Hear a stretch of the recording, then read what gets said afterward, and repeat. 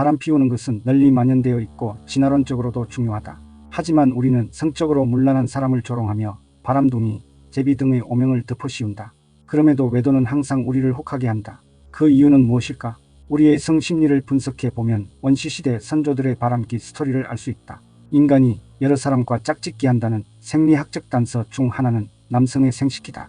영장류의 몸무게 대비 생식기 무게를 살펴보면 침팬지가 가장 무겁고 다음으로 인간, 오랑우탄, 고릴라 순이다. 이는 진화 역사 속에서 남자가 한 사람 이상의 여자와 성관계를 가졌다는 명백한 증거다.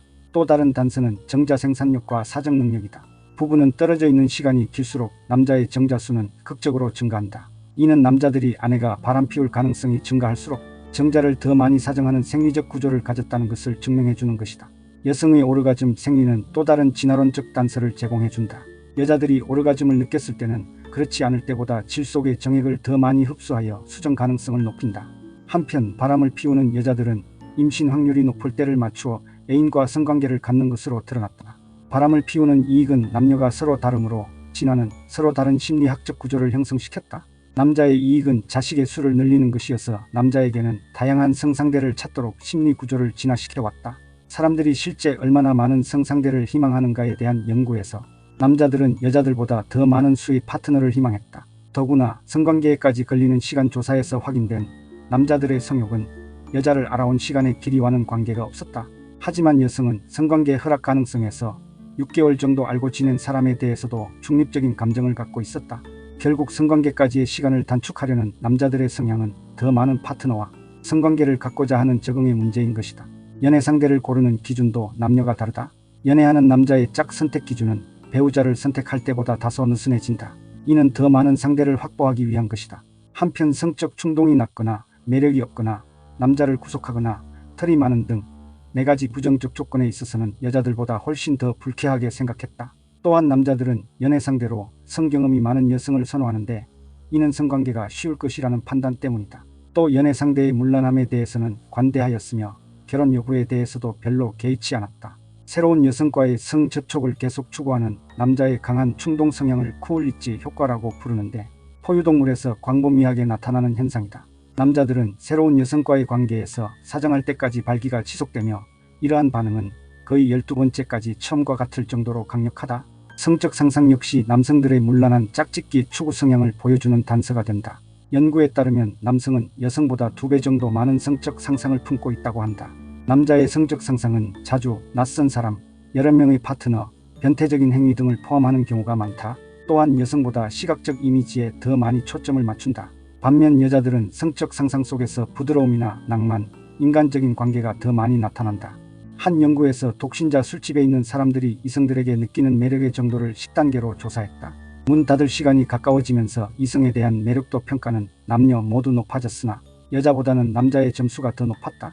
매력의 기준이 바뀌는 또 하나의 경우는 일시적인 연애 상대와 오르가즘을 갖고 난 후에 나타난다. 이때 남자의 파트너에 대한 매력도는 낮아졌는데 이는 구속을 원하지 않으며 다른 사람들이 알 경우 입게 될 명예손상의 위험을 줄이려는 습성의 진화와 일치한다고 할 수 있다. 남성의 성생활 레파토리 속에 바람기가 포함된 또 하나의 단서는 동성연애에서도 찾을 수 있다. 남성의 동성연애 동기는 낭만이나 관심, 구속 등 여자들의 강요에서 벗어나려는 것이며 레즈비언은 남성의 폭력이나 요구로부터 자유롭기를 원하는 본성을 비춰주는 것이다. 남성 동성연애자에서 가장 흔한 일은 낯선 사람과 일시적 성관계를 갖는 것이다. 반면 레즈비언들은 이런 경향이 15%에 불과했다. 성을 파는 매춘도 남자들의 바람기를 잘 나타내주는 또 다른 면이다. 모든 문화에서 압도적인 매춘 소비자는 남자들이다. 이는 피해는 조금 받고 자유로운 성관계를 가지려는 남자들의 욕망과 물질을 얻기 위해 성적 서비스를 제공하는 여자들의 목적이 만난 결과이다. 근친상간에서도 남자들의 더 큰 일시적인 성관계 욕구를 만날 수 있다. 즉 모자 간의 근친상간보다 부녀 간의 근친상간 빈도가 훨씬 더 많이 일어난다. 여자아이들이 근친상간의 제물이 될 가능성은 남자아이보다 2~3배 높다. 특히 근친상간에 저지르는 남자의 대부분은 양아버지이다. 여성들의 바람기는 남성들과 달리 섹스 그 자체가 목표는 아니다.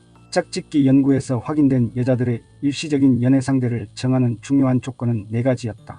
처음부터 돈을 풍족하게 쓰거나 처음부터 선물을 가져다 주거나 사치스러운 생활을 하거나 재산을 너그러이 쓰는 등이 그것이다. 여자들은 남편간보다 일시적인 성관계 상대에게서 이러한 조건들을 더 많이 바라는 것으로 나타났다.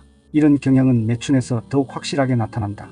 모든 문화에서 많은 여성들은 경제적 필요에 따라 창녀가 되는 것으로 조사되었다. 그러나 어떤 여자들은 결혼이 가져다주는 단조로움과 고통이 싫어서 창녀가 되기도 한다. 결혼 전의 일시적인 성관계는 장래 남편감을 더 깊이 평가할 기회를 제공해주는 것이기도 하다. 성적으로 얼마나 잘 맞는지, 남성이 여성의 행복에 대해 얼마나 관심이 있는지, 남성으로서의 융통성은 어떤지 등을 가늠해 볼 수 있기 때문이다. 이혼 원인의 29%가 성적 문제라는 점을 고려하면 유효한 수단으로 볼 수도 있다. 아울러 여자들은 현재의 애인에 대해서도 과거의 성관계나 바람기에 대해 매우 부정적으로 본다. 왜냐하면 이런 남자들은 결혼 상대나 지속적인 연애 상대로 부적합하기 때문이다. 자신의 매력을 좀 더 정확하게 알 수 있는 것도 자유로운 성관계가 여자들에게 주는 강력한 혜택의 하나다. 정확하게 자신을 평가하지 못하게 되면 기준에 못 미치는 짝에 안주하게 되고 적은 재산, 아버지의 적은 투자, 열등한 유전자의 대물림 등으로 이어지기 때문이다. 반면 자신의 가치를 과대평가하는 여성들은 짝짓기 시장에서 어려움을 겪어야 한다. 과대평가가 오래 지속되면 짝을 구하기 힘들고 나이가 들어가면 짝으로서의 가치는 점점 떨어질 것이다. 여자들의 일시적인 성관계는 짝 바꾸기 기능도 한다. 남자와 달리 여자들은 자신의 현재 관계에 만족하지 못할 때 바람을 피우기 때문이다. 현재의 짝과 좀 더 쉽게 헤어지기 위한 수단으로 바람을 피운다는 것이다. 때때로 여자들은 특권층 남자와 일시적인 짝짓기를 함으로써 사회적인 신분 상승 효과를 높이려고 한다. 그것이 비록 불장난에 불과할지라도 말이다.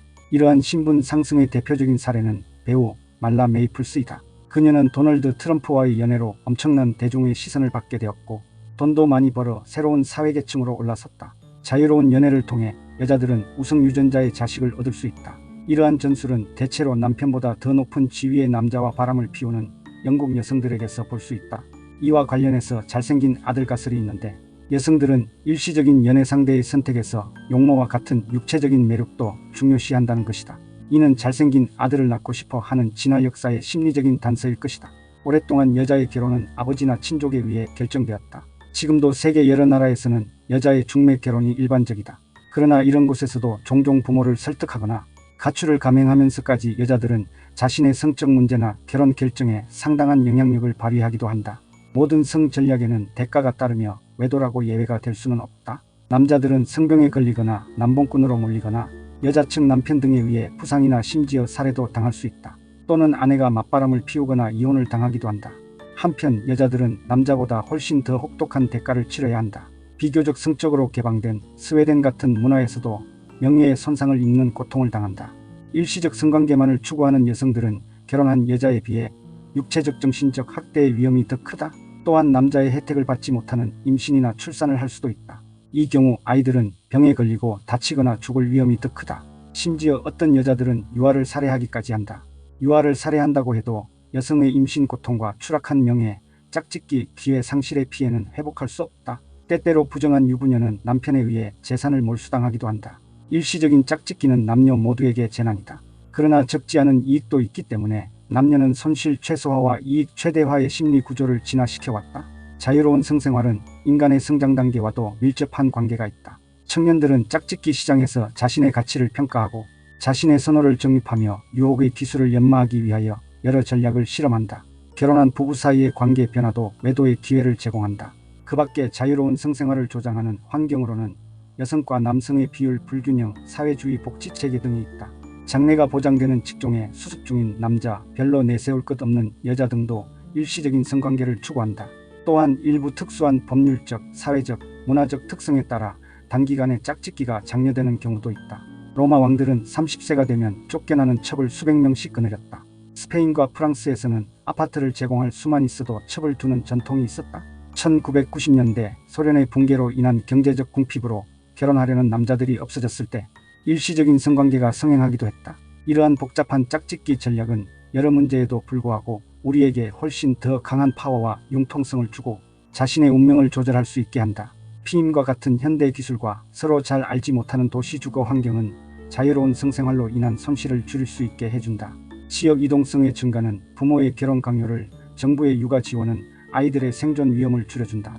이러한 짝짓기 환경의 변화는 결혼에 대한 사회적인 관념을 무너뜨리고 있다. 하지만 반대로 우리가 우리의 짝짓기 운명을 스스로 설계할 수 있도록 길을 열어주고 있다.